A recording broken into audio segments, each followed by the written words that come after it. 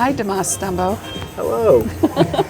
Where are we? We're in Auckland, New Zealand. Yeah, at Miss Lucy's. At Miss Lucy's in the Lylo Hostel. Yeah. One of the most beautiful hostels I've ever seen. I know it's more like a hotel than it's like a hotel with an S in the middle of it. You know? Yeah. Yeah, like especially the en-suites and whatnot. They're pretty sweet. It's amazing. Yeah. You got the TVs and you got the bathroom, like nice showers and whatnot. Yeah, It's incredible. Pretty sick. It's incredibly designed. And I know it was just remodeled 2 years ago or something, and it shows it.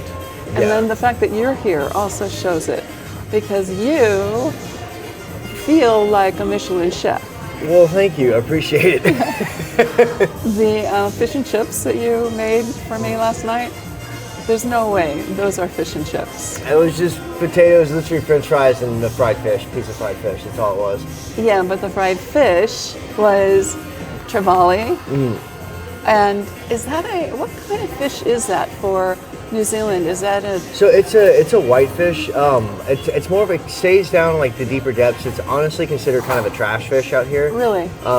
But then you go to like some places in the world and they consider mackerel a trash fish, and mackerel is one of the best eating fish in the world. Exactly. So it's a good fish. It's meaty.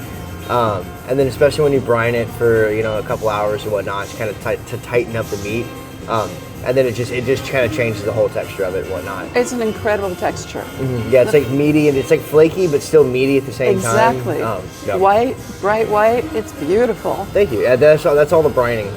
Just a quick 2% salt for 2 hours, and then pull it out of the brine, rinse it, and then wrap it, and you're good to go. Okay, but now what's the trick for the extra thin coating?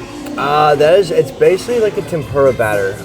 So the coating is completely gluten-free, minus the beer that goes in it. But it's just rice flour, cornstarch, a little baking soda, and salt. And then you dredge the fish in cornstarch, and then dip it in so when you mix the batter, you don't want it to be very thick. You want it to basically be very loose and runny, and then dredge the fish and the cornstarch into the batter. And then obviously hold it up and let some of it drip off. And then when you go into the fryer, you almost brush the fish into the oil on the thicker part just to kind of get it solidified. And then as you lay it down, you go further down, then you drop it, and then you kind of pop your basket to where it doesn't stick to the bottom. And then it just gets super crispy, and it stays super crispy for a long time. I've had some sitting on the stove for 2 hours that I just took home with me, so I didn't eat it for another 6 hours, and it still had some crunch to it. That's wild. It's just all it is just rice flour, cornstarch, some salt, and a little bit of baking powder. Wow. That's it. And then just beer on top, just the right consistency. Where did you learn that method? That was, I don't know.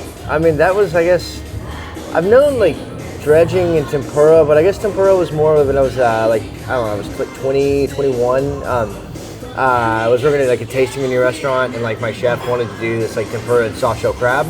And funny enough, my best friend, who I didn't realize was my best friend until 5 years later after we spent every day together, but he actually got fired from this restaurant because he couldn't get the crab crispy enough. Wow. And he's an amazing, one of the best cooks I've ever met in my entire, one of the best cooks and people I've ever known in my whole life. But he got canned because he couldn't fry these crabs correctly. And so it was because he didn't have the right equipment. So I knew the method, the technique, but I literally was having pots of oil on top of an open flame, getting up to 450 degrees. Very dangerous. Could have burnt the entire restaurant down, but it was the only way to survive and not get fired and produce something the chef liked. And he had no idea I was doing that in the back anyways, so I just kind of kept that hidden from everyone. But yeah, I learned that then, and then it's kind of really cooking fish, especially over the past 3 or 4 years. I guess 4 or 5 years now. Working at Locust and being in the seafood restaurant, really focusing on proper fish cookery. I would guess I'd fine-tuned it there, and then now I just got it in my back pocket. I can pull that out wherever I'm at and do that anytime. It feels like it qualifies for a Michelin star. Oh, I don't think that's high praise, and thank you. It's very, very lovely, and I appreciate that. But honest, my dream is just to have a fish shack on the side of the beach.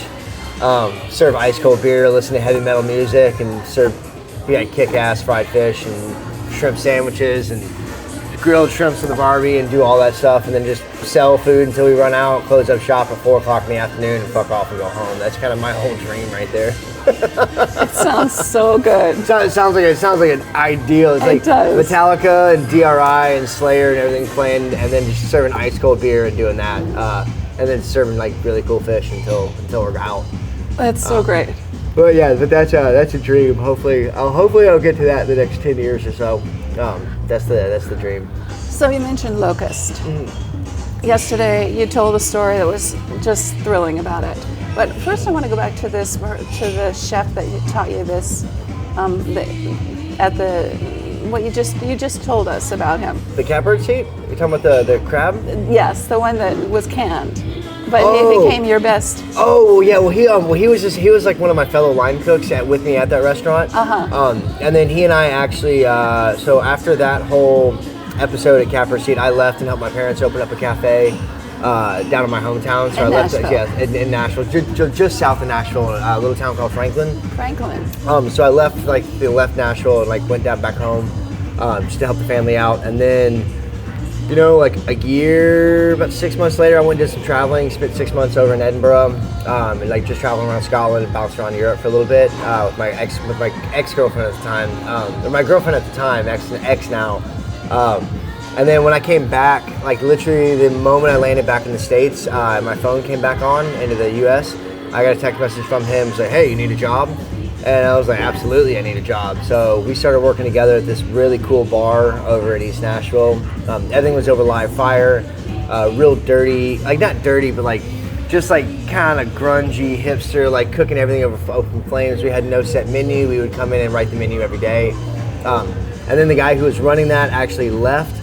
So basically it was just me and him running that restaurant for a couple months and whatnot. And it was really, cheers brother. And it was really, really sick and a really special time.